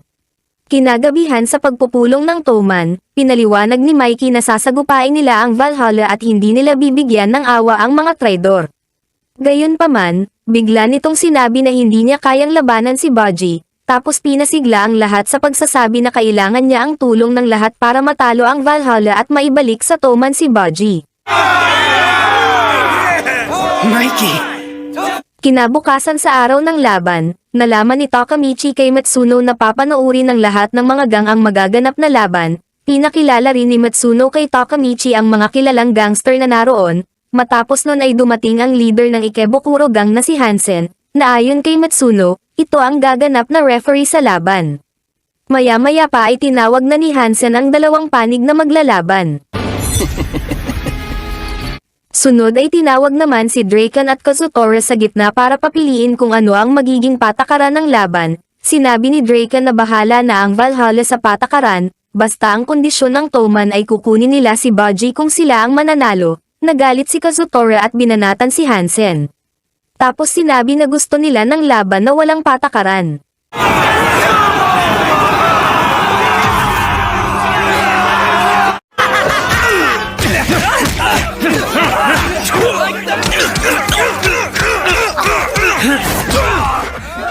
Dito ay hinahanap ni Takamichi si Baji pero bigla itong binanata ng kalaban. Habang si Mikey naman ay sinalakay ni Kazutora pero pinigilan ni Draken, dahil doon ay inatake ni Shuji si Draken para mapagbigyan ng gusto ni Kazutora na kalabanan si Mikey. Samantala, patuloy pa rin na binabanatan si Takamichi kaya tinulungan na ito ni Mitsuya. Gayunpaman, pinagalitan ni Mitsuya si Takamichi at sinabihan na mag-focus sa laban. Sumunod si Takamichi pero muling natakot nang makaharap ang dalawang manong nakalaban. Buti na lang ay dumating si Matsuno at pinalakas ang loob ni Takamichi.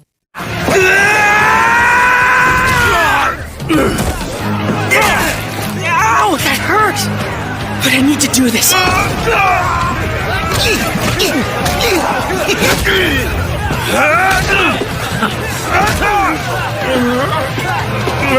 Napansin ni na Draken at Mitsuya na natatalo ang Toman, dahil doon ay nag-decide si Draken na protektahan ang mahihinang miyembro ng Toman, kaya tuluyan na itong napalibutan ng mga kalaban. Ganun pa man ang makita ng lahat na pinipilit na lumaban ni Takamichi kahit nahihirapan, lumakas ang loob ng mga mahihinang miyembro at muling tumayo para lumaban, dahil doon ay muling naging malaya si Draken na sumalakay at harapin si Shuji. This fight all by himself.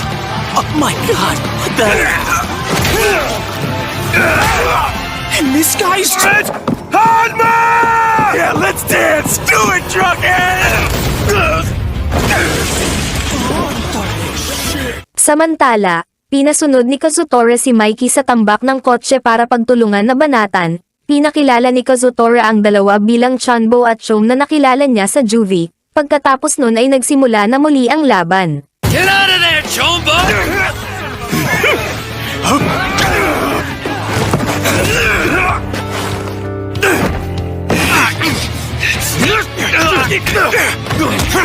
Nahampas ng bakal ni Kazutora si Mikey sa ulo at bumagsak. No!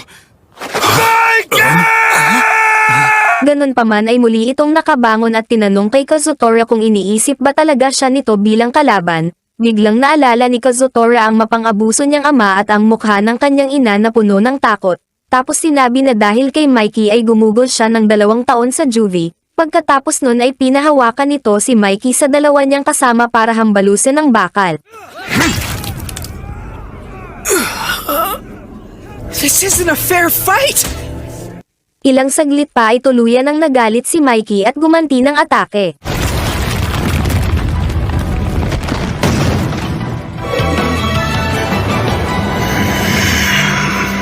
Napabagsak ni Mikey si Kazutora at ang dalawang kasama nito, ganun pa man ay tuluyan ng naubusan ng lakas si Mikey at hindi na nakagalaw, sinamantala ito ng isa sa mga kapitan ng Valhalla at naglunsad ng pagsalakay.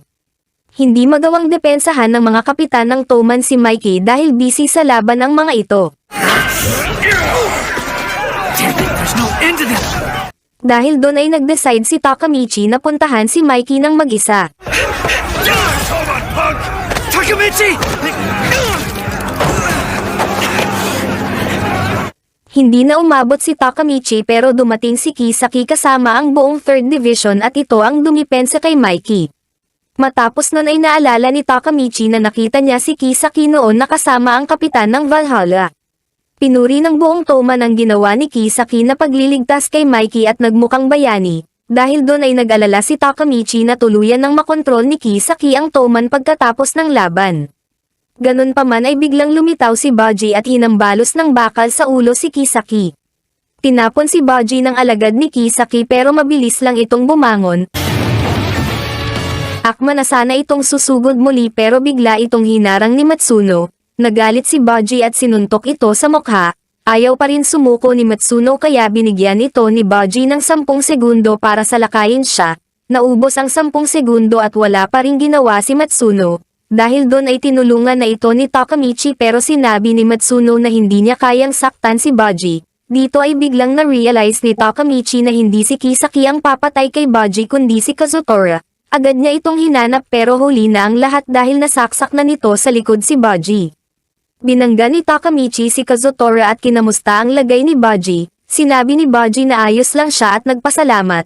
Dahil doon ay naisip ni Takamichi na nagtagumpay siya sa kanyang misyon, nag-alok sila ng tulong kay Baji na talunin si Kisaki pero sinuntok lang sila nito. Pagkatapos nun ay umalis na si Baji para ipagpatuloy ang pagsalakay kay Kisaki.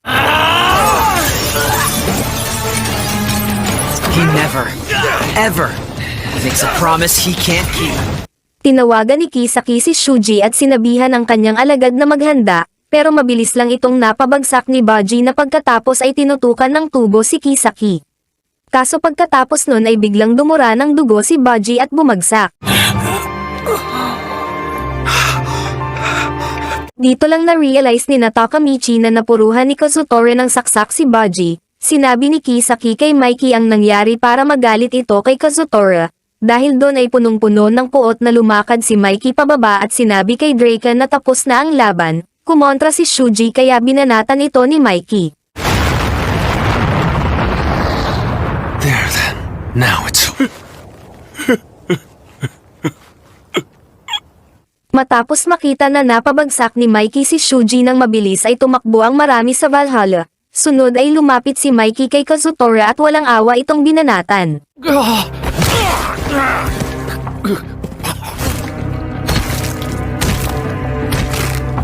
Alam ni Takamichi na wala nang makakapigil kay Mikey sa puntong iyon, kaya wala na itong nagawa kundi ang umiyak na lang. Habang binubugbog, naalala ni Kazutora ang sandali na nalaman niyang traidor si Baji, kaya nag-decide siya na saksakin ito. Sunod na naalala ni Kazutora ang araw na napatay niya si Shinichiro, kung saan sinabi sa kanya ni Baji na sasamahan siya nito hanggang sa huli. Dito na na-realize ni Kazutora na nagkamali siya sa kanyang ginawa at tinanggap na ang kanyang kamatayan, pero biglang bumangon si Baji at tinawag ng malakas si Mikey. Pinasalamatan nito si Mikey tapos lumakad palapit kay Kazutora. Sinabi ni Baji kay Kazutora na wag nang mag-alala dahil hindi ako mamamatay sa iyong kamay, matapos nun ay sinaksak nito ang sarili. Pinuntahan ni Matsuno at Takamichi ang nag-aagaw buhay na si Baji. Dito ay sinabi ni Baji kay Takamichi na si Kisaki ang kalaban. Sinabi rin nito na pagkatapos ng laban sa Mobius ay pinuntahan ni Kisaki si Mikey, para hilingin na gawin siyang 3rd Division Captain kapalit ng paglaya ni Pa. Pinaliwanag ni Baji na sinaksak niya ang kanyang sarili para hindi napatayin ni Mikey si Kazutora. Matapos nun ay biglang nakita ni Baji ang mukha ni Shinichiro kay Takamichi, kaya sinabi nito kay Takamichi na iiwan ko na sayo ang buong Toman at si Mikey. Sunod ay sinabi ni Baji kay Matsuno na gusto niyang kumain ng yakisoba. Nangako si Matsuno na bibili ng yakisoba. Nagpasalamat si Baji kay Matsuno bago tuluyang namatay. Baji, no! Kasabay ng pagiyak ni Matsuno, muling binanatan ni Mikey si Kazutora. Nag-decide si Takamichi na pigilan si Mikey pero binanatan lang rin siya nito. Ganon pa man ay natauhan si Mikey nang makita ang charm at nang sabihin ni Takamichi ang dahilan kung bakit kinuha ni Baji ang sariling buhay. Pinulot ni Mikey ang charm at tinanong si Takamichi kung saan ito nakuha. Sinabi ni Takamichi na natagpuan niya ito sa kanilang huling pagpupulong. Ang charm ay nagpaalala kay Mikey ng nakaraan, kung paano nila nilikha ang Toman ng magkakasama. Isang araw, nakaangkas si Mikey sa motor ni Baji papunta sa shrine kung saan magkikita ang buong tropa. Paghinto sa stoplight ay nakasabay nila ang iba pa at nagpayabangan ito ng kanilang mga motor. Huling dumating si Pa at naghamon ito ng karera. Sumagot sa hamon ang lahat, kaso si Baji hindi makahabol dahil nakatulog si Mikey habang nakaangkas. Pagdating sa shrine ay pinasan niya pa ito sa likod kaya sila ang pinakahuling nakarating. Paggising ni Mikey ay pinag-usapan nila ang gang na Black Dragons at nalaman nila na pinag-iinitan nito si Kazutora. Gustong kalabanan ni Mikey ang Black Dragons kaya minungkahi ni Baji na gumawa rin sila ng sariling gang. Si Mikey ang tatayo bilang pinuno habang sila naman ang magiging mga kapitan. Agad na nakaisip ng pangalan si Mikey para sa gang at ito ang Tokyo Manjiro Gang. Kaso tinawag itong baduy ng lahat. Tinanong ni Mikey si Baji kung anong klaseng gang ang gusto nito. Sumagot si Baji na gusto niya ang isang gang na handang magbuwis ng buhay para sa isa't isa. Matapos nun ay nag-decide sila na bumili ng charm para gawing opisyal ang kanilang gang. Kaso masyado palang mahal ang charm at kulang ang kanilang mga pera. Kaya naisip nila na isa na lamang ang bilhin at si Baji ang pinahawak nila nito. Count on me. That's a promise. Sa kasalukuyan, sinabi ni Mikey na hindi siya ang gumawa ng Toman kundi si Baji. Humingi si Mikey ng tawad kay Baji dahil nabigo siya bilang pinuno. Pagkatapos nun ay narinig na nila ang paparating na mga pulis kaya nagsimula ng mag-alisan ang lahat. sinabihan ni Kazutora sina Mikey na umalis dahil gusto nito na magpaiwan para kunin ang sisi sa pagkamatay ni Baji. Bago umalis si Mikey ay sinabi dito ni Kazutora na alam niyang hindi na siya mapapatawad, ganun pa man ay dadalhin niya ang kasalanan buong buhay niya at sabay yuko. Nagtapos ang laban sa pagkapanalo ng Toman, pero nagresulta ito sa isang pagkamatay at isang pagkaaresto, kaya nakilala ang araw na yun bilang Bloody Halloween. 2 linggo ang nakalipas, dinalaw ni Matsuno si Baji sa libingan at tinupad nito ang kanyang pangako na magdadala ng yakisoba. Pagkatapos ay naalala ni Matsuno ang araw na tumuntong siya ng first year at madaling pinabagsak ang mga mas matandang gangster. Lumalabas na nirerespeto si Matsuno ng kanyang mga kaedad dahil sa pagiging matibay na gangster nito. Isang araw ay sinabihan ito ng kanyang alagad na may isang first year pa na matibay rin sa kanilang school. Sa paniniwalang mahusay rin na gangster ang first year ay hinanap niya ito, kaso nang makita niya na mukha itong nerd ay bigla siyang nawalan ng interes, ganun pa man ay hindi ito mawala sa kanyang isip kaya muli niya itong pinuntahan. Dito niya nalaman na hindi pala ito nerd kasi sobrang bobo, tinuruan niya ito na gumawa ng letter hanggang sa mag-uwian. Habang nasa daan pa uwi, hinarang si Matsuno ng mga tropa ng manong na kanyang binanatan at nilabanan niya ang mga ito ng mag-isa. Kill him! Nagawang mapabagsak ni Matsuno ang iba sa kalaban pero masyado pa rin itong marami. Dumating ang bobo na nerd at sinabi na bilang bayad sa pagtulong sa kanya ni Matsuno, ay tutulungan niya ito na talunin ang mga kalaban. Pinabagsak nito ang leader ng kalaban sa isang suntok at nagpakilala bilang Baji, ang kapitan ng First Division ng Toman. Pagkatapos mapabagsak ang lahat, nagbanta si Baji na kung sino man ang gagalaw sa kanyang kaibigan na si Matsuno ay mananagot sa kanya. Nagtakbuhan ang mga duwag at niyaya ni Baji si Matsuno na kumain ng yakisoba sa bahay. Kaso pagdating doon ay isa na lang pala ang natira kaya naghati na lang sila sa isang yakisoba. Ayon kay Matsuno, mula ng araw na iyon ay nag-decide siya na maging tagasunod ni Baji. Sa Juvenile Detention Center, pinuntahan ni Takamichi at Draken si Kazutora. Nalaman nila na nakakuha ito ng 10 taong pagkakakulong, pero iniisip ni Kazutora na hindi pa rin yun sapat. Biglang sinabihan ni Draken si Kazutora na wag kunin ang sariling buhay dahil hindi niya ito mapapatawad. Nagulat si Kazutora dahil yun mismo ang kanyang iniisip. Pagkatapos nun ay sinabi ni Draken ang mensahe ni Mikey na parte pa rin ng Toman si Kazutora at pinapatawad na niya ito.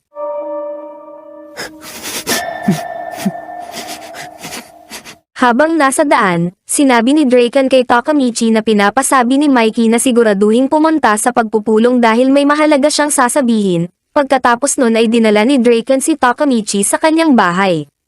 Namangha si Takamichi nang malaman na nakatira si Draken sa isang brothel, kaso pagpasok sa loob ay kaagad na nautusan si Draken kaya kinailangan na maghintay ni Takamichi sa lobby.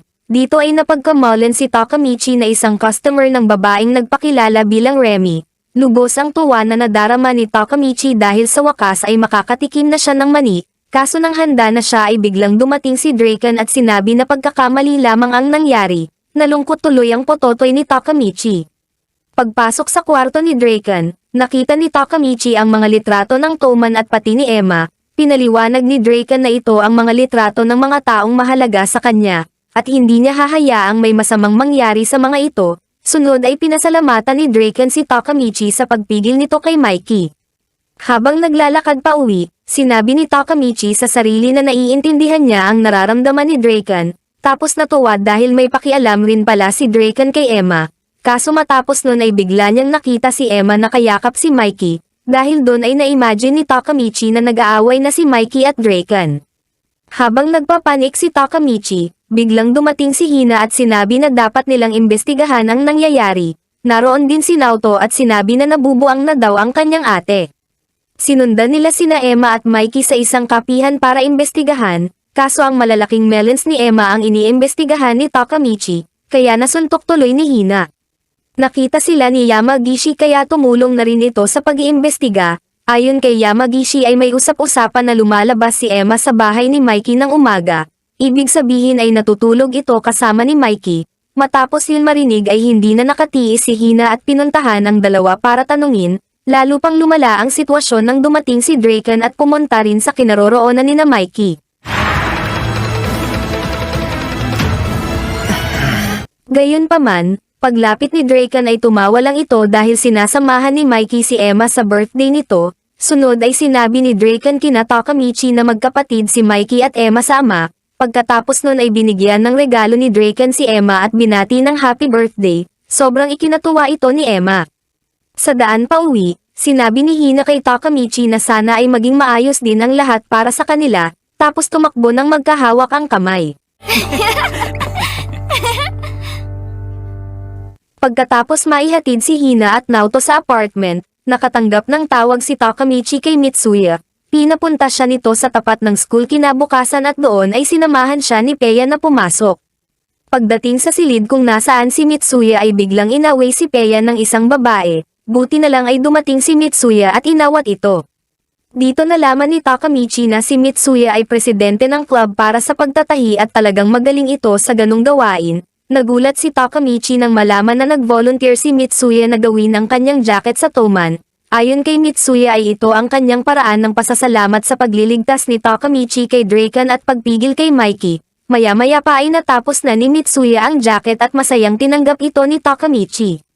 Kinabukasan sa pagtitipon ay nakatuon ang pansin ng lahat kay Takamichi. Dito ay opisyal na siyang tinanggap ni Draken bilang kasapi ng Toman. Gayunpaman, binalaan siya ni Draken na ihanda ang sarili. Pagkatapos nun ay dumating na si Mikey na kasama si Shuji at Matsuno. We're settling things for good after the bloody Halloween. Pinasalamatan muna ni Mikey ang lahat ng miyembro sa kanilang pagkapanalo sa laban. Bago tinawag si Shuji para magsalita, sinabi ni Shuji na simula sa araw na yon ay nasa ilalim na ng Toman ang Valhalla. Natuwa ang lahat sa nalaman maliban lang kay Takamichi. Sunod ay sinabi ni Shuji na naging posible lamang ang lahat ng iyon dahil kay Kisaki. Dito na nagsimulang mag-alala si Takamichi na muling masakop ni Kisaki ang Toman at magsanhi ng mas masamang future. Iniisip ni Takamichi na napunta sa wala ang sakripisyong ginawa ni Baji dahil muli pa ring magiging masama ang Toman. Sinabi ni Mikey na habang nakakuha sila ng isang bagay mula sa labanan, nawala sa kanila si Baji. Pagkatapos ay iniwan nito si Matsuno para magsalita. Kinuwento ni Matsuno na binabalak na niyang iwan ang Toman pero pinigilan siya ni Mikey at ibinigay ang posisyon bilang kapitan ng First Division. Naisip niya na masyadong mabigat para sa kanya ang posisyon kaya kinausap niya si Mikey hanggang sa makaisip siya ng solusyon. Biglang tinawag ni Matsuno si Takamichi at nilagay ito bilang kapitan ng First Division. Sinabi ni Matsuno na si Takamichi ang pinili ni Baji bago ito mamatay. Naalala ni Takamichi ang lahat ng mga nangyari at umiiyak na tinanggap ang posisyon. Pagkatapos nun ay agad na pinuntahan ni Takamichi si Naoto para bumalik sa future. Pagbalik sa future, nagulat si Takamichi na muling matagpuan ang sarili sa rental shop, pero sa pagkakataong ito ay hindi na siya empleyado kundi isang mayaman na customer. Paglabas niya ng tindahan ay sinalubong siya ng isang lalaki at pinasakay sa kotse. Sa loob ng kotse ay natakot si Takamichi sa ugali ng lalaki. Pagdating sa kanilang destinasyon ay mas marami pang nakakatakot na lalaki ang bumati kay Takamichi. Dito na na-realize ni Takamichi na ang tatlo sa mga nakakatakot na lalaki ay ang kanyang mga kaibigan. Pagpasok sa building ay mas lalo pang nagulat si Takamichi dahil ang lahat dito ay tinatawag siyang boss. Nakita niya dito si Matsuno at ito ang nagsabi sa kanya na siya ang pinakamataas na executive ng Tokyo Manji Gang. Pumunta si Takamichi sa isang meeting, nakilala niya ang iba sa mga naroon pero ang iba ay hindi. Narinig niya kay Matsuno na ang mga ito ay dating miyembro ng Black Dragon. Sinabi ng isa sa mga ito na merong traidor sa kanilang hanay pero ayaw maniwala ni Pa. Habang nagtatalo ang mga ito ay dumating si Kisaki at binati ito ng lahat. Good day, sir! Lumapit si Kisaki kay Takamichi at hiniling na makausap sila ni Matsuno. Pagpunta sa kabilang kwarto, inamin ni Kisaki sa kanila na siya ang may kasalanan kung bakit namatay si Baji. Pinaliwanag nito na hindi niya sinadya ang nangyari, tapos humingi ng tawad kay Matsuno. Sunod ay hiniling nito kay Takamichi at Matsuno na samahan siyang uminom. Kaso pagkatapos nila uminom ay biglang inamin ni Kisaki na sinadya niya talagang patayin si Baji. Dito na biglang nahilo sina Takamichi at tuluyang nawalan ng malay. Nang magising si Takamichi ay nakatali na sila ni Matsuno at na-realize na nilagyan ng gamot ni Kisaki ang alak. Lumalabas na inaakusahan sila ni Kisaki na traidor. Inamin ni Matsuno na siya ang traidor at sinabi na walang kinalaman si Takamichi. Kaso ayaw maniwala ni Kisaki at kumuha ng baril. You bastard! I told you! Takamichi has nothing. Pagkatapos barilin sa hita si Takamichi, itinapat naman ni Kisaki ang baril sa ulo ni Matsuno at tinanong ito kung may gusto pang sabihin. Sinabi ni Matsuno kay Takamichi na sa nakalipas na 12 taon ay nawala si Mikey at si Draken ay nabitay. Bago patayin ay sinabi ni Matsuno kay Takamichi na iniiwan ko na sayo ang pamana ni Baji at ang Toman. Hindi makapaniwala si Takamichi na patay na si Matsuno at umiyak ng sobra. Ilang saglit pa ay si Takamichi naman ang binaril ni Kisaki. Hero.